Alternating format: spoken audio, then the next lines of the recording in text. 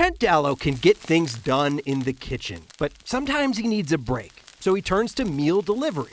They were a great, kind of alternative for a quick meal. And it was just a lifesaver, for us having 2 kids. His family especially loved Supperbell, a Denver-based meal delivery service with a flashy local celebrity chef.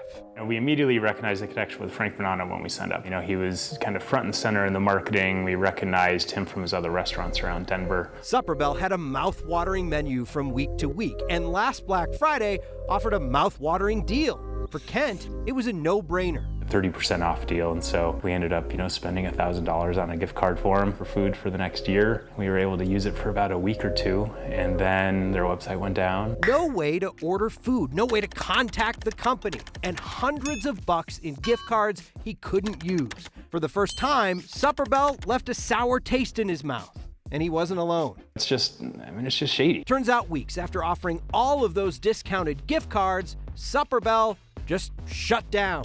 Steve on Your Side found an email sent to employees on January 11th, 7 weeks after that gift card sale, saying, quote, "We have made the difficult decision to cease operations. We wanted to know how customers can get their gift card money back." You can't do it at a Frank Bonanno restaurant because he told Steve on Your Side that despite his image being all over Supperbell's website, he was only a menu consultant and isn't part of that company. We went looking for an answer at Supperbell's kitchen, and we only found a delivery truck that isn't doing any delivering. Thank you.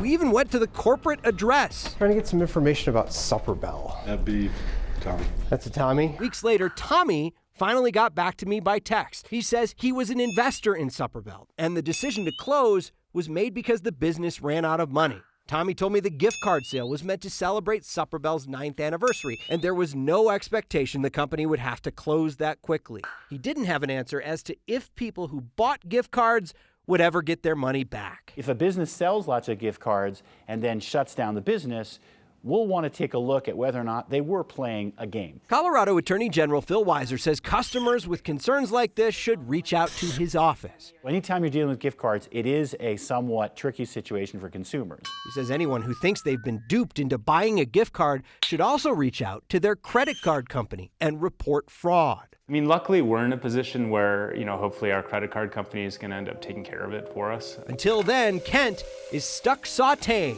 and waiting for someone to do the right thing. The owner of these companies should take responsibility for what they've sold and kind of the promises they made. So the Attorney General says a good rule of thumb for gift cards is to use them right away. Don't let them sit around too long so that you don't run into a situation like this where a business closes. Again, if you think you've been taken advantage of, you should contact your credit card company. And if you have a consumer problem, let me know about it. The email address is on your screen. I'm Steve Steger, Steve on Your Side, 9 News. Oh, it's interesting because you think different credit cards have different coverage as far as what they will and can't help you with. This is something we preach all the time now, is that if you're going to buy something and it feels like it might be one of these tricky situations, use your credit card because they have such good fraud protection compared to spending through a bank where sometimes it's a lot harder to get your money back. A credit card company will do an investigation into a case like this to see if there was fraud involved, which is what Kent says his credit card company is doing right now, trying to track down that $1,000 that he spent a lot of money. These gift cards. And look at all the things you went to try and figure out where this place was. Yeah, it was one hole after another trying to find who was actually in charge of this. Frank Bonanno tells me he just did a bit of menu consulting for this company in the beginning. He's never made $1 from them, and he claims that maybe down the road he was going to be part of the company if it continued on. Tom, the investor in the company, tells me that they're hoping to try to find somebody else to take over Supperbell someday and maybe use some of these assets, but that's no guarantee for the people who spent hundreds of bucks on gift cards. Oh, that's awful. We'll keep following up on that. All right, Steve, thanks. Of course. We'll be right back.